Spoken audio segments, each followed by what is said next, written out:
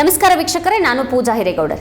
ಮತದಾನಕ್ಕೆ ಕೇವಲ ಒಂದು ರಾತ್ರಿ ಬಾಕಿ ಇರುವಾಗ ಕೇಜ್ರಿವಾಲ್ ಅವರು ನಿರಾಳವಾಗಿ ನಿದ್ರೆ ಮಾಡಬಹುದಾ ಅಥವಾ ಎಪಿ ಕೋಟೆಗೆ ಅಪಾಯ ಎದುರಾಗಿದೆಯಾ?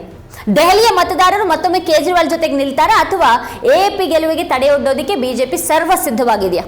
ಮುಸ್ಲಿಮರು, ದಲಿತರು ಮತ್ತೆ ಮಹಿಳೆಯರು ಎಪಿಗೆ ಮತ್ತೊಂದು ಅವಕಾಶವನ್ನ ಕೊಡ್ತಾರಾ ಅಥವಾ ದಿಲ್ಲಿ ಮತದಾರರಿಗೆ ಸಾಕಪ್ಪ ಅಂತ ಅನ್ಸಿದ್ಯಾ? ಬಿಜೆಪಿಯ ಹಿಂದುತ್ವ ಎಪಿಯನ್ನ ಮೀರಿಸಲಿದೆಯಾ ಅಥವಾ ದೆಹಲಿ ಮತದಾರರು ಸಿದ್ಧಾಂತಕ್ಕಿಂತ ಆಡಳಿತಕ್ಕೆ ಬದ್ಧತೆಯನ್ನು ತೋರಿಸ್ತಾರ? ಯಾವುದೇ ಪಕ್ಷದ ಪರವಾಗಿ ಸ್ಪಷ್ಟ ಅಲೆ ಇಲ್ಲದ ಕಾರಣ ಈ ಚುನಾವಣೆ ಅಚ್ಚರಿಯ ಫಲಿತಾಂಶವನ್ನ ತರಬಹುದಾ? ಒಂದು ದಶಕಕ್ಕೂ ಹೆಚ್ಚು ಕಾಲ ದೆಹಲಿಯನ್ನು ಆಳಿದ ನಂತರ ಎಪಿಗೆ ಇದು ಕಠಿಣ ಕಾಲನ ಅಥವಾ ಅದು ಹ್ಯಾಟ್ರಿಕ್ ಸಾಧಿಸೇ ಬಿಡುತ್ತಾ? ನಾಳೆ ದಿಲ್ಲಿಯಲ್ಲಿ ವಿಧಾನಸಭೆ ಚುನಾವಣೆಗೆ ಮತದಾನ ನಡೆಯುವ ಮುನ್ನ ಎಲ್ಲರನ್ನ ಕಾಡ್ತಾ ಇರುವಂತಹ ಈ ಪ್ರಶ್ನೆಗಳ ಬಗ್ಗೆ ಇವತ್ತಿನ ವಿಡಿಯೋದಲ್ಲಿ ನಾವು ಮಾತಾಡಿದ್ದೀವಿ.